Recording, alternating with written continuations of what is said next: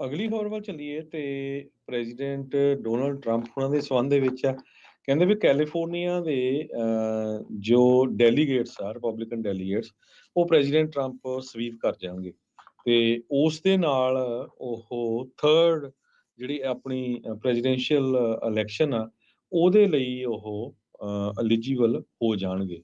UC Berkeley institute of government studies ਦੇ ਪੋਲ ਨੇ ਦੱਸਿਆ ਆ ਜੋ ਕਿ ਲਾਸ ਐਂਜਲਸ ਟਾਈਮਸ ਦੀ ਹੈਲਪ ਦੇ ਨਾਲ ਉਹਨਾਂ ਨੇ ਰਨ ਕੀਤਾ ਸੀ ਵੀ ਇੱਕ ਟਾਈਮ ਦੇ ਉੱਤੇ ਪ੍ਰੈਜ਼ੀਡੈਂਟ ਟਰੰਪ ਕਾਫੀ ਸੀਰੀਅਸ ਚੈਲੰਜ ਲੈ ਰਹੇ ਸੀ ਫਲੋਰੀਡਾ ਦੇ ਗਵਰਨਰ ਰੌਨ ਡੇ ਸੈਂਟਿਸ ਤੋਂ ਅਮੰਗ ਦਾ ਕੈਲੀਫੋਰਨੀਅਨ ਰਿਪਬਲਿਕਨ ਦੇ ਵਿੱਚ। ਪਰ ਹੁਣ ਕਹਿੰਦੇ ਇਹ ਲੱਗ ਰਿਹਾ ਵੀ ਕੈਲੀਫੋਰਨੀਆ ਦੇ ਜਿਹੜੇ ਰਿਪਬਲਿਕਨ ਆ ਉਹਨਾਂ ਨੇ ਮੈਜੋਰਿਟੀ ਦੇ ਵਿੱਚ ਜਿਹੜੇ ਆ ਉਹ ਪ੍ਰੈਜ਼ੀਡੈਂਟ ਡੋਨਾਲਡ ਟਰੰਪ ਉਹਨਾਂ ਦੇ ਹੱਕ ਦੇ ਵਿੱਚ ਆ।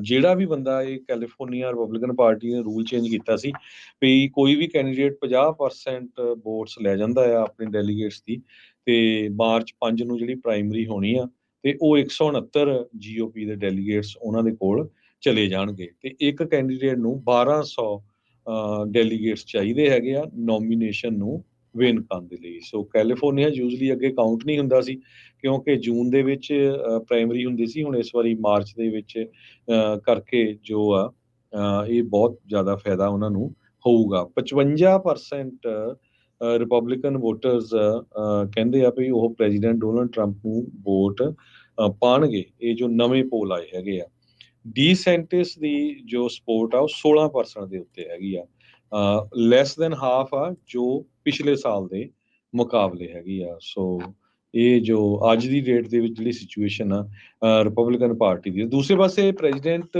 ਜੋ ਬਾਈਡਨ ਉਹਨਾਂ ਦੀ ਜੇ ਗੱਲ ਕਰਦੇ ਜਾਈਏ ਕੈਲੀਫੋਰਨੀਆ ਦੇ ਵਿੱਚ 66% ਵੋਟਰਸ ਉਹਨਾਂ ਨੂੰ ਕਹਿੰਦੇ ਸਪੋਰਟ ਕਰਦੇ ਆ, 9% ਰੋਬਰਟ ਐਫ ਕੈਨਡੀ ਨੂੰ, 3% ਮੈਰੀਅਨ ਵਿਲੀਅਮਸਨ ਨੂੰ ਤੇ ਬਾਈਡਨ ਉਹਨਾਂ ਦੀ ਜਿਹੜੀ ਸਪੋਰਟ ਆ ਉਹ ਯੰਗ ਲਟੀਨੋ ਤੇ ਏਸ਼ੀਅਨ ਅਮਰੀਕਨ ਵੋਟਰਸ ਦੇ ਵਿੱਚ ਜਿਹੜੀ ਆ ਉਹ ਘਟ ਰਹੀ ਹੈਗੀ ਆ ਵਾਈਟ ਤੇ ਬਲੈਕ ਵੋਟਰਸ ਦੇ ਮੁਕਾਬਲੇ। ਜੀ ਬਜ਼ੁਰਗਾਂ ਨੂੰ ਆਪਣੇ ਉੱਥੇ ਵੀ ਨਹੀਂ ਨਾ ਬੜਾ ਪਸੰਦ ਕਰਦੇ, ਸੋ ਇੱਥੇ ਵੀ ਬਜ਼ੁਰਗਾਂ ਤੋਂ ਲੋਕ ਜਿਹੜੇ ਆ ਕਿਤੇ ਨਾ ਕਿਤੇ ਹੱਥ ਛਡਾਉਣ ਨੂੰ ਫਿਰਦੇ ਨੇ।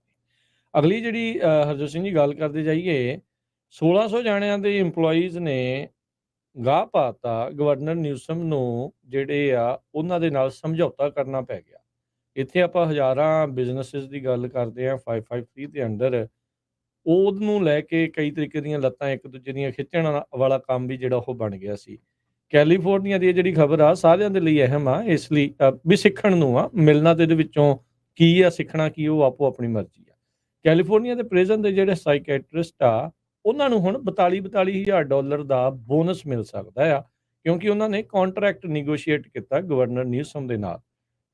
ਜਿਹੜੀ ਆ ਸੂਬੇ ਦੀ ਡੈਡਲਾਈਨ ਆ ਰਹੀ ਸੀਗੀ ਇਸ ਡੀਲ ਬਣਾਉਣ ਦੇ ਲਈ ਪਬਲਿਕ ਇੰਪਲੋਈਜ਼ ਦੇ ਨਾਲ।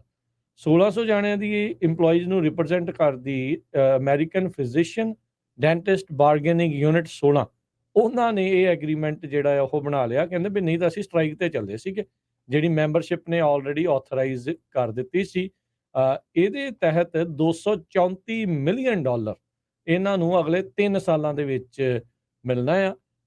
ਪਿਛਲੇ ਹਫਤੇ ਗਵਰਨਰ ਨਿਊਸਮ ਦੀ ਐਡਮਿਨਿਸਟ੍ਰੇਸ਼ਨ ਨੇ ਇੱਕ ਕੰਟਰੈਕਟ ਰਿਲੀਜ਼ ਕੀਤਾ ਸੀ, ਜਿਹੜੇ ਯੂਨੀਅਨ ਰਿਪਰੈਜ਼ੈਂਟ ਕਰਦੀ ਹੈ 26,000 ਸਟੇਟ ਦੇ ਕਰੈਕਸ਼ਨਲ ਆਫਿਸਰ, ਉਹਨਾਂ ਦੇ ਨਾਲ ਜਿਹੜਾ ਕਿ ਇਹਨਾਂ 3 ਸਾਲਾਂ 'ਚ ਉਹਨਾਂ ਨੂੰ $1 ਬਿਲੀਅਨ ਮਿਲਣ ਜਾ ਰਿਹਾ ਆ। ਸੋ $42,000 ਦਾ ਬੋਨਸ ਇਹਨਾਂ ਨੂੰ ਮਿਲੇਗਾ। ਇਹ ਦੇਖੋ ਉਹਨਾਂ ਨੇ ਇਕੱਠੇ ਹੋ ਕੇ ਜ਼ੋਰ ਪਾਇਆ ਤੇ ਆਪਣਾ ਕੰਮ ਜਿਹੜਾ ਉਹ ਕਰਾਇਆ।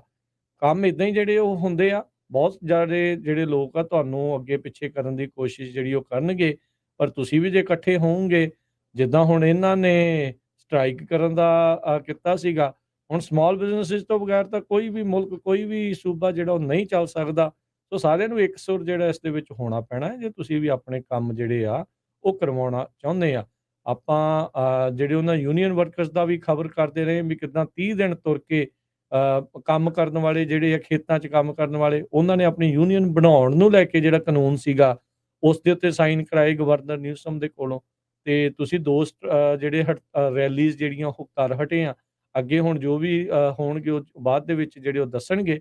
ਪਰ ਇਹ ਆ ਵੀ ਸਿੱਖਣਾ ਜ਼ਰੂਰ ਆਪਾਂ ਨੂੰ ਇਹ ਚਾਹੀਦਾ ਆ ਚਾਹੇ ਥੋੜ੍ਹੇ ਹੋਵੋ, ਚਾਹੇ ਜ਼ਿਆਦਾ ਹੋਵੋ, ਪਰ ਤੁਸੀਂ ਇਹਨਾਂ ਸਾਰਿਆਂ ਦੇ ਨਾਲੋਂ ਨੰਬਰਸ ਦੇ ਵਿੱਚ ਜ਼ਿਆਦਾ ਆ, ਪਰ ਫਿਰ ਵੀ ਤੁਹਾਡੇ ਕੰਮ ਨਹੀਂ ਹੋ ਪਾ ਰਹੇ। ਸੋ ਕਿਤੇ ਨਾ ਕਿਤੇ ਝਾਤ-ਖੋਰੀ ਜਿਹੜੀ ਕਰਕੇ ਇਹ ਦ੍ਰਿੜਤਾ ਦੇ ਨਾਲ ਇਸ ਦੇ ਵਿੱਚ ਅੱਗੇ ਵਧਣ ਦੀ ਜਿਹੜੀ ਜ਼ਰੂਰਤ ਆ। ਮੈਨੂੰ ਲੱਗਦਾ ਕਾਊਬੋਇਜ਼ ਵਾਲਾ ਸਲੋਗਨ ਤੁਹਾਨੂੰ ਸਾਰਿਆਂ ਨੂੰ ਵੀ ਜਿਹੜਾ ਇਸ ਦੇ ਵਿੱਚ ਜ਼ਰੂਰ ਚਾਹੀਦਾ ਆ। ਕਾਰਪੇ ਓਮਨੀਆ, ਸੀਜ਼ ਐਵਰੀਥਿੰਗ। ਦੇਖ ਲਓ ਕੀ ਕੁਛ ਤੁਸੀਂ ਹਾਸਲ ਇਸ ਦੇ ਨਾਲ ਕਰ ਸਕਦੇ।